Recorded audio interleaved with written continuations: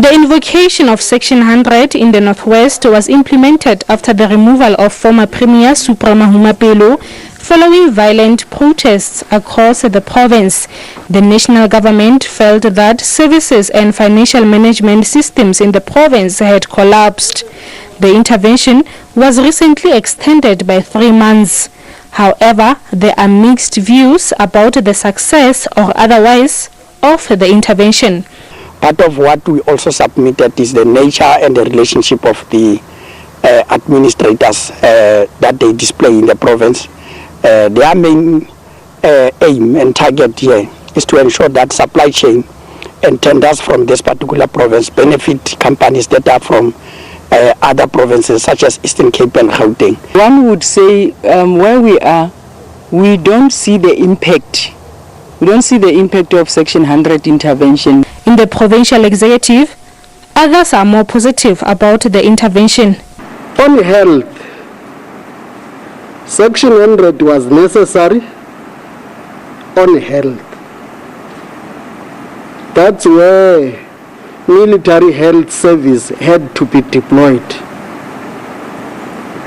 On health, Section 100 has worked because health is able to stand alone as it is currently.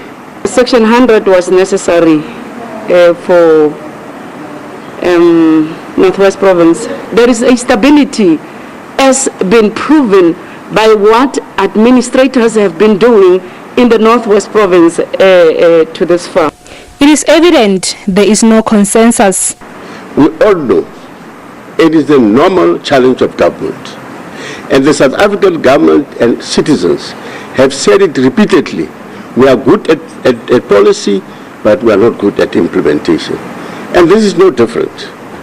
The intervention from a policy perspective is welcomed by every MEC who spoke here.